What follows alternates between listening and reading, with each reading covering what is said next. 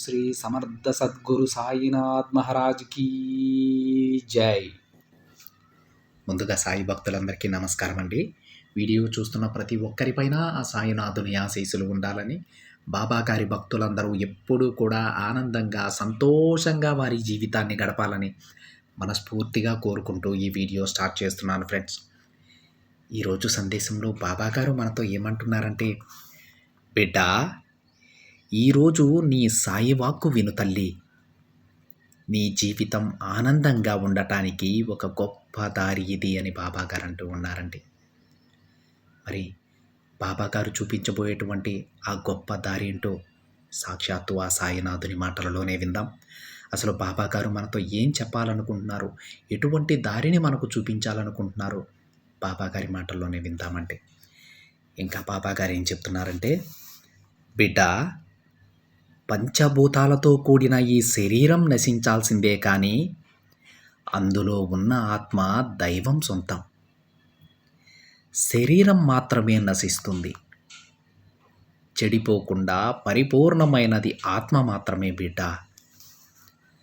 ఆ పరిపూర్ణమైన నిజం సాయి అనే దైవ వస్తువు. ఆ సాయినాథుని వాక్కు ఇది. ఎంతలే అని అనుకోకుండా శ్రద్ధగా విను. ఈరోజు నువ్వు ఒక సంతోషకరమైన మనసుతోనే ఉన్నావు కదా. తెల్లవారిన పగలు నీకోసమైనది అనే నమ్మకం నీకు కొంచెమైనా ఉంది కదా బిడ్డ. ఆ సంతోషం అలానే ఉండని తల్లి. ఇక ఈ రోజంతా కూడా నువ్వు సంతోషంగా ఉండు. ఏ సమస్యలు అడ్డంకులు లేకుండా ఈరోజు నువ్వు ఎదురు చూసే ఒక మంచి రోజుగా ఉంటుంది. ఇదిగో ఆ కారణంగానే ఈ ఉదయాన్నే నీ సాయి వాక్కు ఇది. ఈ శక్తివంతమైన వాక్కుని ఓపికగా ఆఖరి వరకు పూర్తిగా విను. నీ సాయి తండ్రి వాక్కు ఎంతో శక్తివంతమైనదని నువ్వు తెలుసుకోబోతున్నావు. బిడ్డ, ఇప్పుడు నువ్వు నీ చుట్టూ జరిగే విషయాలు మాత్రమే ఆలోచిస్తున్నావు, కానీ నువ్వు చూడలేని పనుల గురించి నేను నీకు చెప్పడానికి వచ్చాను. నువ్వు ఆలోచిస్తున్నది నిజమే. నిన్ను పడగొట్టాలని, కిందకి లాగేయాలని నీతోటి వారు ఎదురు చూస్తూ ఉన్నారు. అది అక్షర సత్యం. కానీ నిన్ను అలాంటి వారి నుండి నేను కాపాడుతున్నాను బిడ్డ. నువ్వు కింద పడిపోకుండా నేను పట్టుకుంటున్నాను. నిన్ను ఏడిపించాలని ఆతృతగా ఉన్నారు కదా, కానీ నీ సాయి తండ్రి అవేమీ జరగనివ్వడు. నీ చుట్టూ జరిగే వాటికి బదులు మాట్లాడకు, నవ్వుతూ ఉండు. నీ కష్టాలను మాత్రమే కాదు బిడ్డ, నీ కష్టాలకు కారణమైన వారిని కూడా తలుచుకోకు.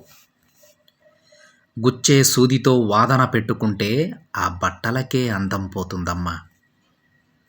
అలానే కొన్ని గాయాలు మనల్ని బాధ పెడతాయని తెలిసినా వాటిని సంతోషంగా తీసుకోగలగాలి. అప్పుడే నువ్వు సంతోషంగా ఉండగలవు. నువ్వు ఎవ్వరికీ కూడా ఎప్పుడూ సమాధానం చెప్పాల్సిన అవసరం లేదు బిడ్డ. ఈ కాలం అనేది అందరికీ సమాధానం చెబుతుంది. మోసపోయిన వారికి ఒక మంచి దారిని, మోసం చేసిన వారికి ఒక మంచి ముగింపుని ఇస్తుంది ఈ కాలం. నమ్మకాన్ని నమ్ముకున్న వారికి ఈ కాలం ఒక మంచి దారి చూపిస్తుందమ్మా. నీ జీవితంలో ఇక కష్టాలు కొన్ని రోజులు మాత్రమే. ఆ కష్టాలను కూడా కాలం పోగొడుతుంది. ఇది ఒక్కటి మాత్రమే నీ మనసులో పెట్టుకుంటే ఏదైనా దాటి వచ్చేస్తావు. నీకున్న సమస్యలను చూసి భయపడకు బిడ్డ. ఎప్పుడూ కూడా నీ ఎదురుగా ఉన్న పెద్ద కొండను చూసి భయపడకు. ఎందుకో తెలుసా తల్లి, అంత పెద్ద కొండపైకి ఒక్కసారి నువ్వు ఎక్కావంటే ఆ కొండ కూడా నీ కాలి కింద ఉంటుందని గుర్తించుకో. అలాగే ధైర్యం నీదైతే విజయం కూడా నీ సొంతమవుతుంది బిడ్డ. అలాంటి ఆ విజయం నీ సొంతం చేయాల్సిన బాధ్యత నీ సాయి తండ్రిది. నువ్వు ప్రశాంతంగా పారుతున్న నదిలాగా అంతా మంచే జరుగుతుంది అని మంచే చెయ్యి తల్లి. చెడు లాంటి వాటిని పక్కన పడేసేయ్. నీ సాయి ఉన్నాడు కదా, నీకెందుకు బిడ్డా భయం? నీ సాయిని నమ్మితే నేను నీకు దగ్గరవుతాను.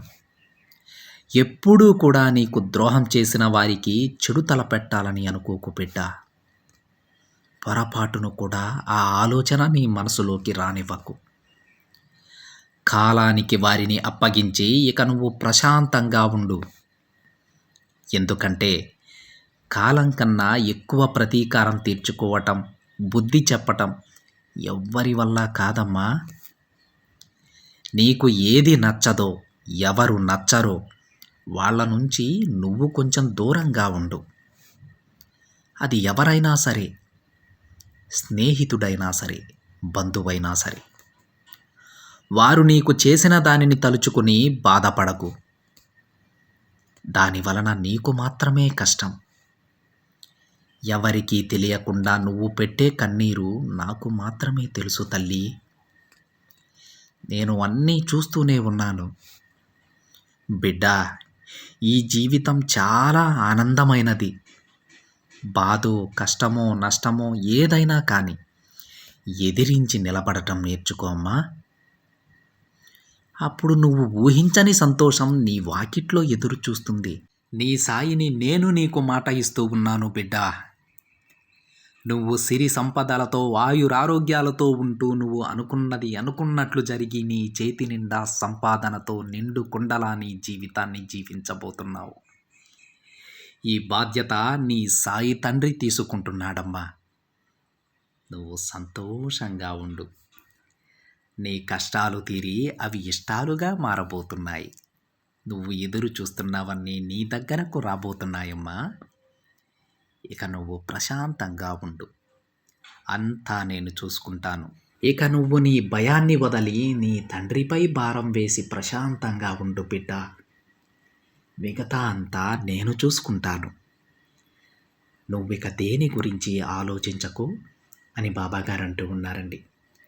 చూశారు కదండి, ఈరోజు బాబాగారు మనం సంతోషంగా ఉండకపోవడానికి కారణం ఏంటో చెప్పారు. అలాగే సంతోషంగా ఉండటానికి మనం చేయాల్సిన పనులేంటో కూడా కొన్ని చెప్పారు. బాబాగారు ఏమంటారంటే, మనకు ఎవరైనా కష్టం కలిగించినప్పుడు కేవలం వాళ్ళ మీద ప్రతీకారం తీర్చుకోవాలనే మనసుతో మనం ఉండకూడదండి.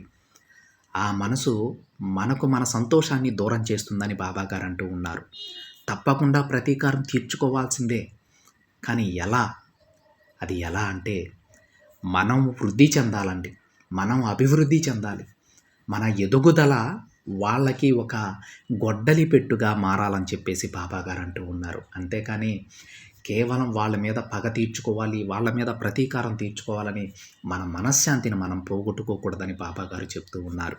ఎప్పుడూ ఒక విషయం మాత్రం గుర్తుపెట్టుకోండి. మీ చెడు కోరుకునే వాళ్ళకి అతిపెద్ద శిక్ష ఏంటో మీకు తెలుసా? మీ పెదాల నుంచి వచ్చే ఆ చిరునవ్వు మాత్రమే అని గుర్తుపెట్టుకోండి. అందుకే ఫ్రెండ్స్, ఎప్పుడు కూడా మీ మొహంలో ఉన్నటువంటి ఆ చిరునవ్వుని వదులుకోవద్దు. మీ సంతోషాన్ని మీరు వదులుకోవద్దు. మీ సంతోషమే వాళ్ళకి అతిపెద్ద శిక్ష అవుతుందండి. ఈ ఒక్క విషయాన్ని మీరు గుర్తుపెట్టుకుంటే జీవితంలో ఎప్పుడూ కూడా మీరు బాధపడరు, ఏడవరు. బాబాగారి మాటలు అర్థం చేసుకోండి ఫ్రెండ్స్. అందరికీ మంచి భవిష్యత్తు ఉంటుందండి. ఇదండి ఈరోజు బాబాగారి సందేశం. వీడియో నచ్చితే ఒక చిన్న లైక్ చేయండి ఫ్రెండ్స్. మరికొంతమంది సాయి భక్తులకి షేర్ చేయండి. మొదటిసారిగా ఛానల్ని చూస్తున్నట్లయితే సబ్స్క్రైబ్ చేసుకొని పక్కనే ఉన్న బెల్ ఐకాన్ని యాక్టివేట్ చేయండి. మరొక బాబాగారి సందేశంతో మరొక వీడియోలో కలుద్దాం. అంతవరకు ఓం సాయిరామ్.